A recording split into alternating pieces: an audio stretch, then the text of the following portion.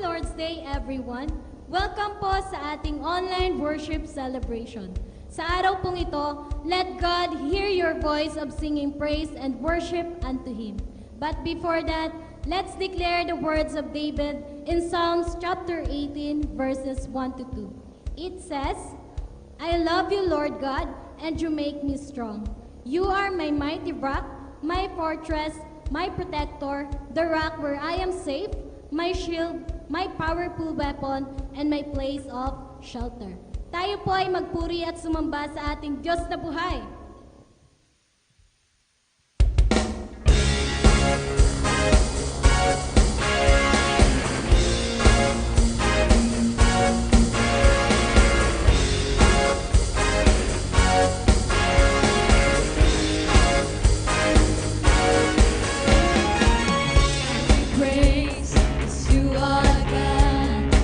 Every word of worship with one accord, every praise.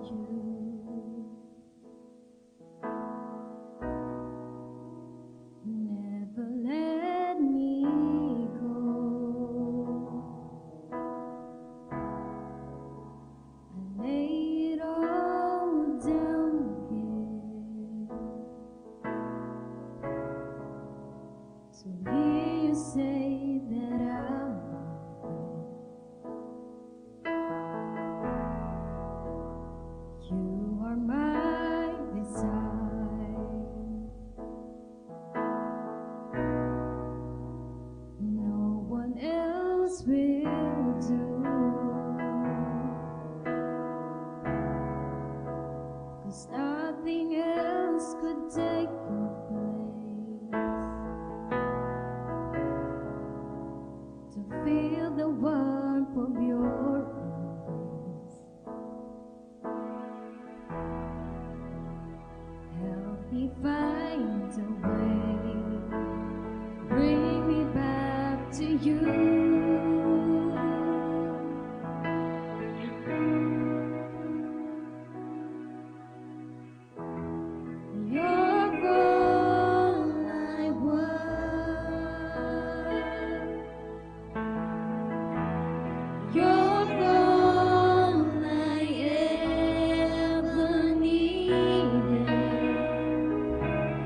You're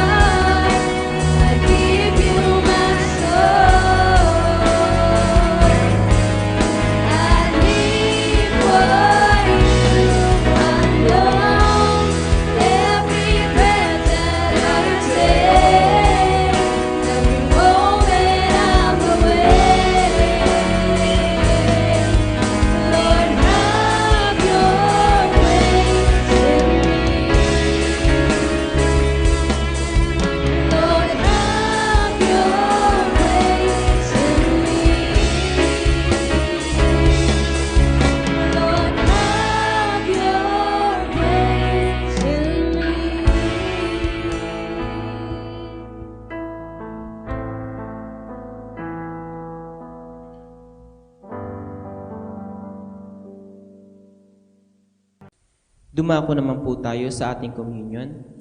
Sabi po sa Roma, Kabanata 5, talatang 1 hanggang 2, sapagkat napawalang sala na tayo sa pamamagitan ng ating pananampalataya, mayroon na tayong mapayapang relasyon sa Diyos sa pamamagitan ng ating Panginoong Hesukristo. Sa pamamagitan ng pagsampalataya kay Hesukristo, tinamasa natin ang kagandahang loob ng Diyos at tayo'y nagagalak dahil sa pag-asang tayo'y makakabahagi sa Kanyang kaluwalhatian. Si Kristo Jesus ay namatay alang-alang sa kaligtasan mo. Ang kailangan na lang nating gawin ay manampalataya at magkaroon ng malalim na relasyon sa Kanya. Manalangin po tayo. Bendisyonan niyo po, Panginoon, ang tinapay at laman ng sarong ito na sa aming pagkain at pag-inom ay kamta namin ang lahat ng benepisyong ginawa ni Kristo sa krus ng Kalbaryo. Tinatanggap namin ang kaligtasan, kapatawaran, kapayapaan, kagalingan, kasaganaan, at mayaman ng biyaya. Sa makapangyarihang pangalan mo lang, Panginoong Hesus. Amen. Kainin po natin ang tinapay at inumin ang laman ng sarong.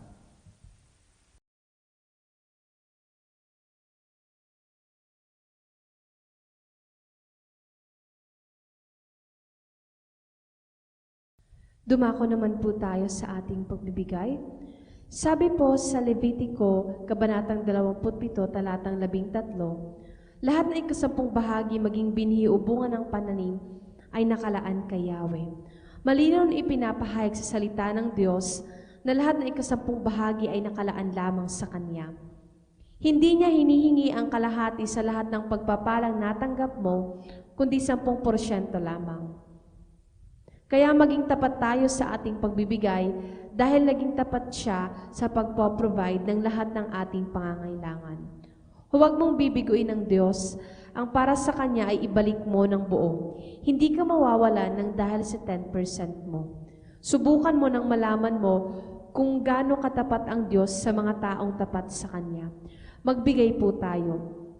Maaari niyo pong ipadala ang inyong mga tithes and offering sa mga account numbers na makikita nyo sa inyong mga screen. God bless.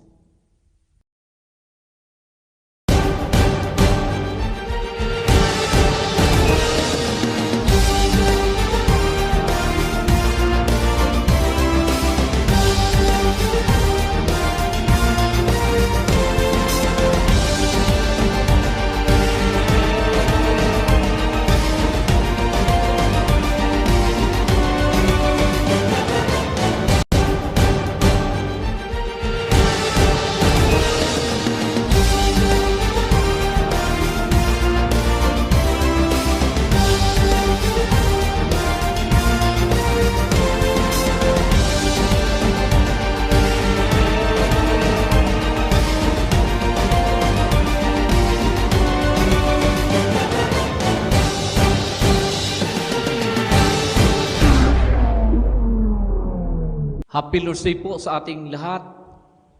Welcome po sa ating online worship celebration at sa ating on-site worship celebration.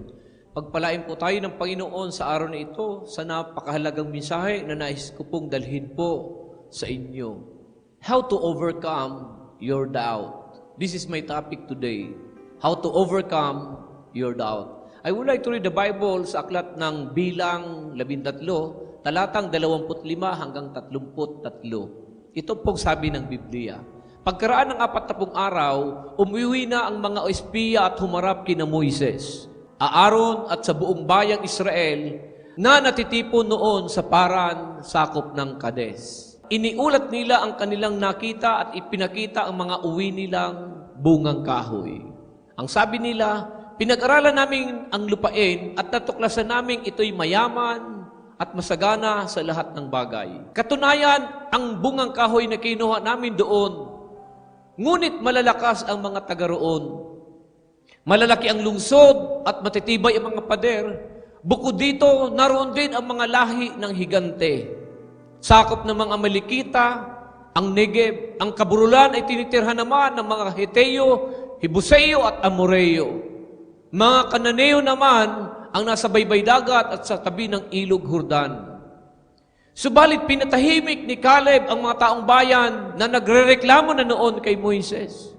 Sinabi ni Caleb, hindi tayo dapat mag-aksaya ng panahon. Lusubin na natin sila sapagkat kaya natin silang gapiin. Ngunit sumagot ang ibang espeyang kasama niya, hindi natin sila kaya, sapagkat mas malakas sila kaysa atin.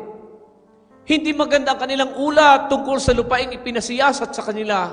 Ito ang sinabi nila, malalaking tao ang nakatira doon, at sino mang magtangkang sumakop sa kanila ay lalamunin nila. Nakita namin doon ang mga higante. Sila ay mula sa lahi ni Anak. Mga tipaklong lamang kami kung ihahambing sa kanila. Doubt is certainly one of the most frequent and painful problems of many Christians. Ang pagdududa at pag-aalilangan, ito ang madalas na problemang kinakaharap ng mga Kristiyano. Doubt and unbelief, pagdududa at pag-aalilangan. We come into the world with question marks in our heads. Madami tayong mga tanong. Bakit ganito? Bakit may ganyan? Bakit nangyayari ito? Bakit nangyayari ang ganyan?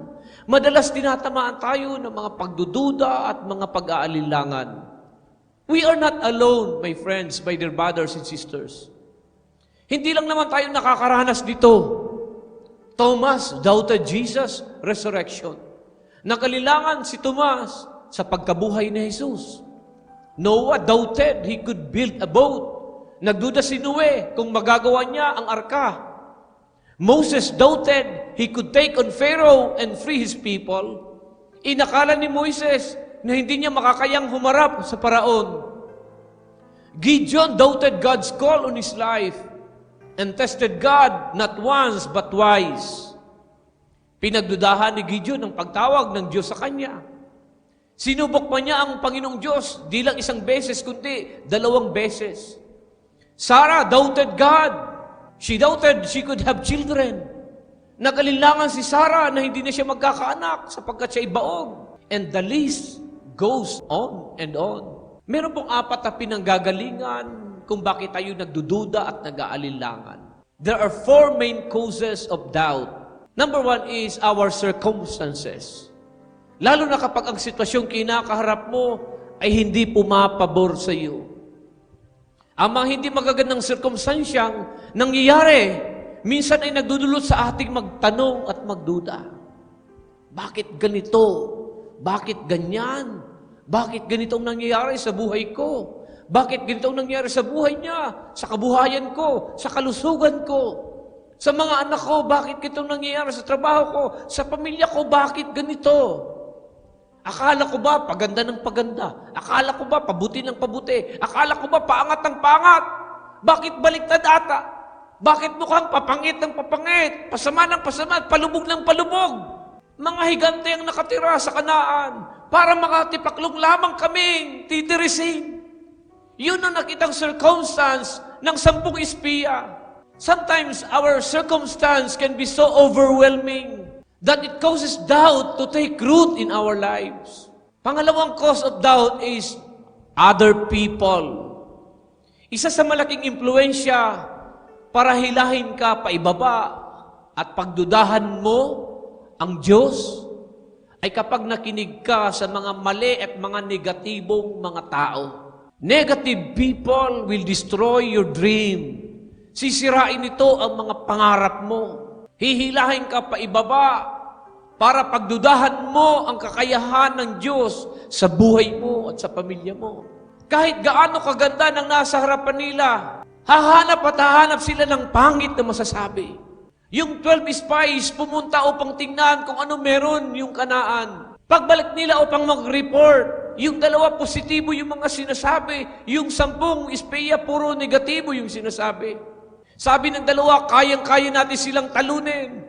Sabi ng 10, titirisin lang tayong parang mga tipaklong, hindi natin sila kaya.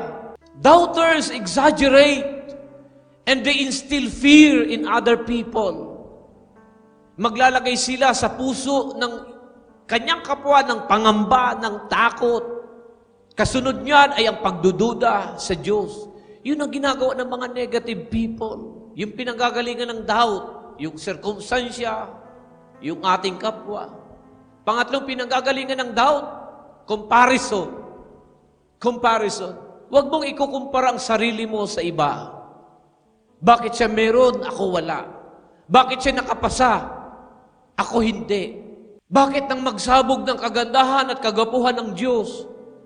Bakit ako tulog noon at siya yung gising? Bakit siya ang nakasalo? Bakit ang galing-galing niya? Bakit ako hindi? Kapatid, huwag kang magkukumpara ng sarili mo sa iba. Kapag ikukumpara mo ang abilidad mo sa ibang abilidad, ang kakayahan mo sa ibang kakayahan, baka manghinawa ka at mag-alilangan ka sa sarili mo at sa magagawa ng Diyos sa iyo. You can never win the comparison game because there's always somebody smarter, more talented, more beautiful, and more resource than you. Lagi kang may makikitang mas mahusay kaysa sa iyo, mas magaling kaysa sa iyo, mas matalino, mas maganda, mas gwapo, at mas may kakayahan kaysa sa iyo. That is why the Bible says we should never play the comparison game. 2 Corinthians 10:12 says, we do not dare to classify or compare ourselves with some who commend themselves. When they measure themselves by themselves and compare themselves with themselves, they are not wise. Sabi ng Tagalog Bible, hindi namin ipapantay o ihahambing man lamang ang aming mga sarili sa ilang nagbubuhat ng sariling bangko. Napakahangal nila. Ang sarili nila ang ginagawa nilang sukatan at parisan ng kanilang sarili. 2 Korinto, Kabanatang 10:12. Doubt comes when you play the comparison game. God doesn't want you comparing yourself to anybody else. Huwag kang magkukumpara ng sarili mo sa iyong kapwa. You are a unique individual. You are a unique person. He wants you to be you. Huwag kang titingin sa iyong kapwa at ikukumpara ang sarili mo. Mahirap ang kakapatid. Pang-apat na pinanggagalingan ng doubt is our past failures. Kapag lagi mong inaalala ang kabiguan mo kahapon, ang mga kapalpakan mo at kabiguan mo, remembering your past failures is like playing a movie in your mind of all your mistakes and playing it over and over.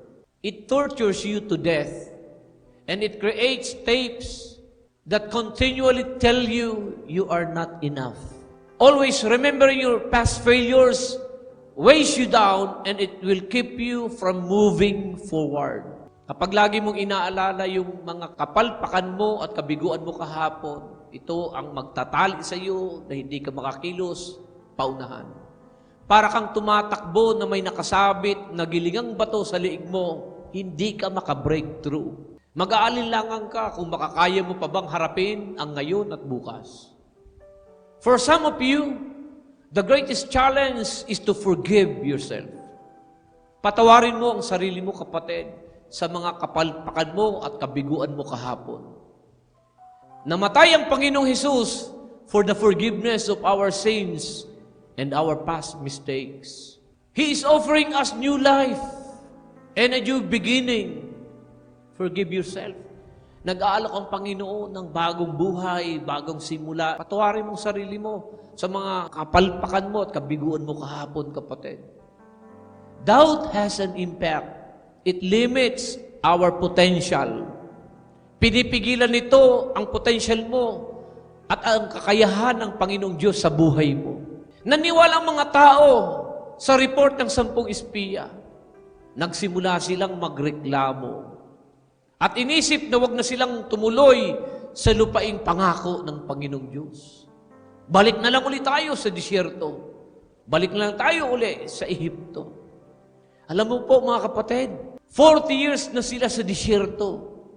Kung saan nandito na sa kanilang pagkakataong marating ang destiny nila, yung promised land.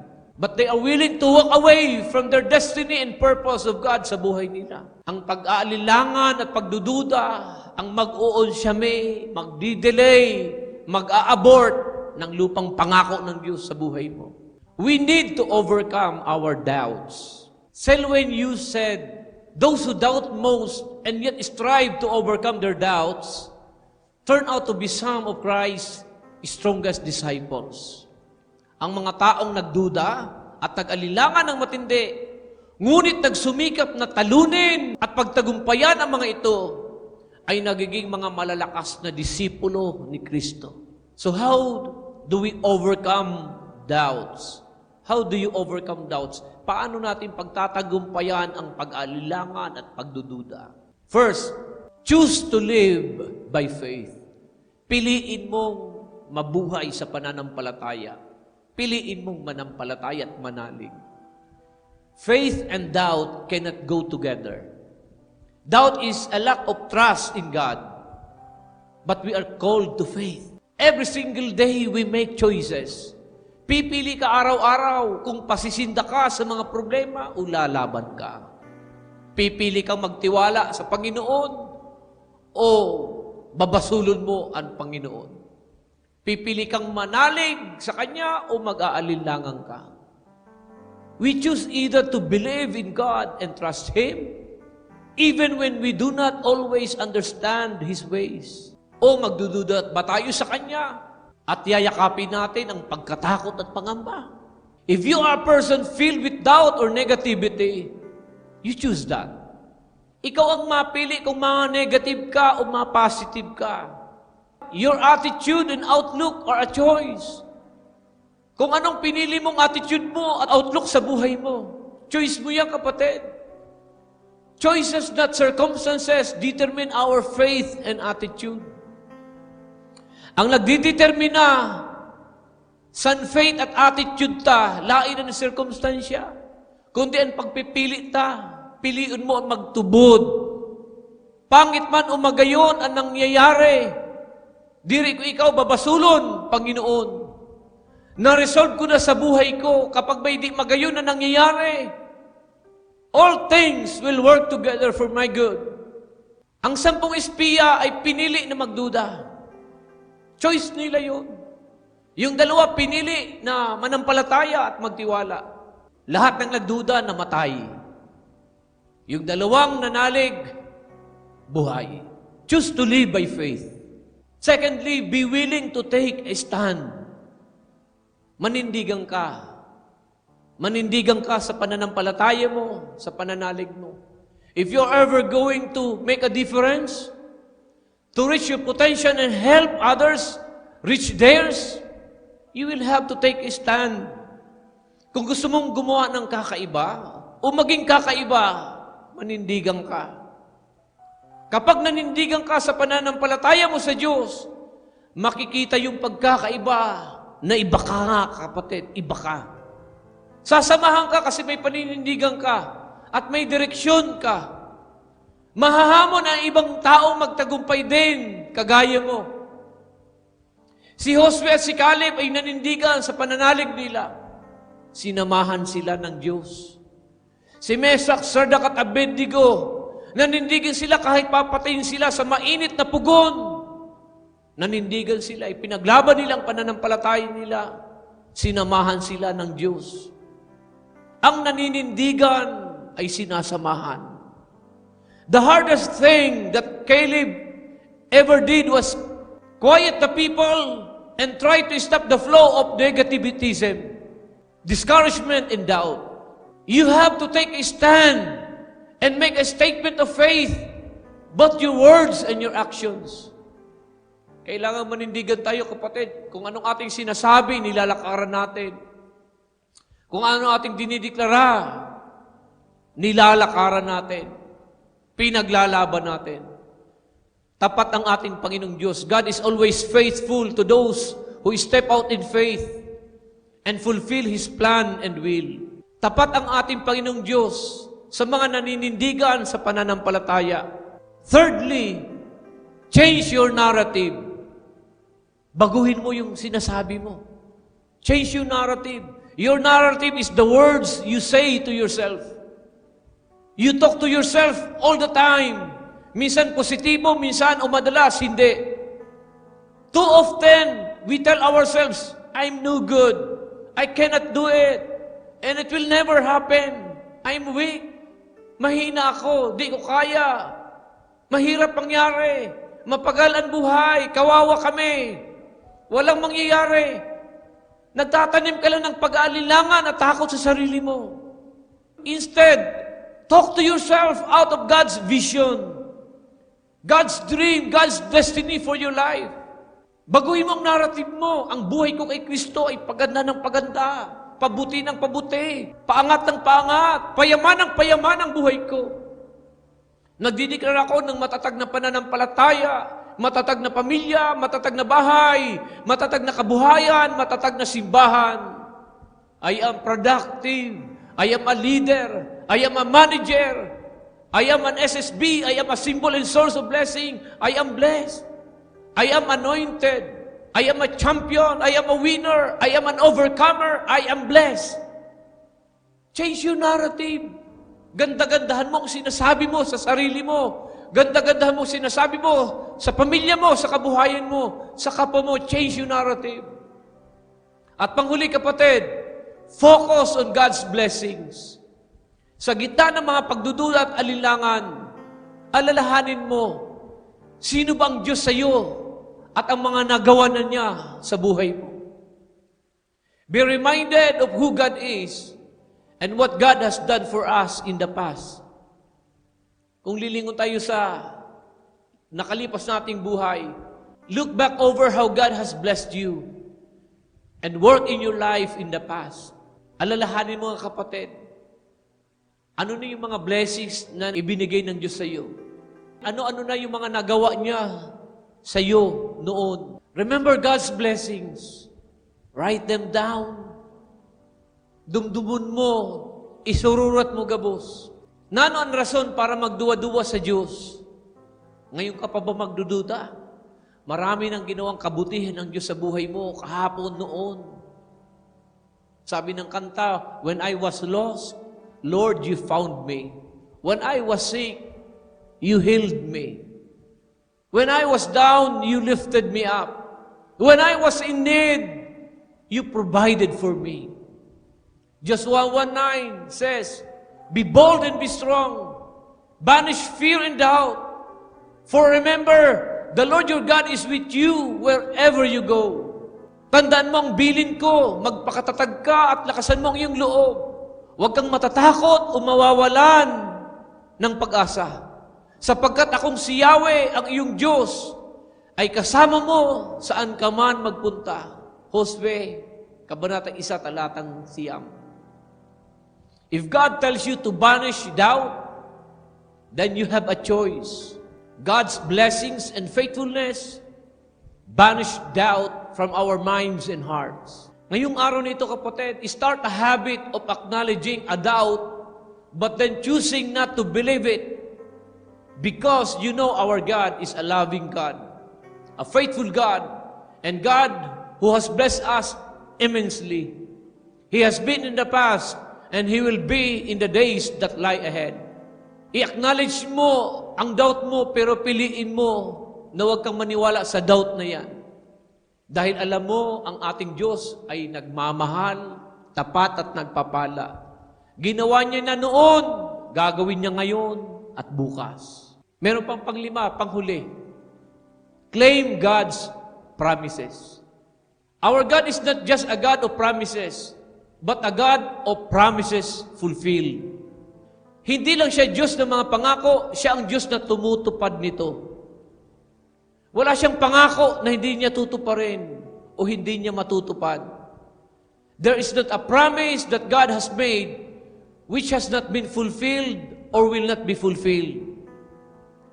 So when you are facing doubt, meditate on God's promises, and the less you will be overwhelmed by your present circumstances.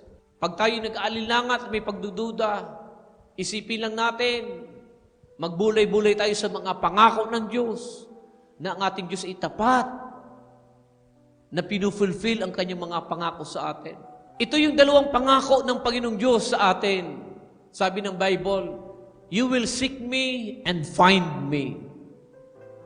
When you seek me with all your heart, Jeremiah 29:13. God has said, I will never leave you and I will never forsake you. When you are in season of doubt, feeling very alone, as though God is far away, as if He can't hear you, as if He has left you, just keep seeking the Lord. Keep knocking. Keep asking and you will find Him. And when you do, you will realize that He was there all the time. Later, marirealize mo sa lahat ng mga nangyari, andyan lang ang Panginoon, di ka niiwan at di siya lumalayo. Sa mga panahong akala mo wala ang Panginoon, hanapin mo siya at matatagpuan mo siya. Keep seeking the Lord. Pagpalain po tayo ng Panginoon sa araw na ito. Magsitayo at itaas ang mga kamay at ako'y nagdideklara. Ang kapayapaan ng Panginoon sa ating lahat, ang panatag na puso, ang matiwasay na pag-iisip, ang masayang kalooban at malakas na pangangatawan, ang pinagpalang buhay at kabuhayan ay dumaloy sa iyo at sa iyong sambahayan. Pakaingatan ka ng Diyos sa isang buong linggong darating at ang kapayapaan niya maghari sa atin. Tanggapin natin lahat ito sa pangalan ng Ama, ng Anak at ng Espiritu Santo. Lahat ay magsabi ng Amen. Happy Lord's Day! Happy Lord's Day!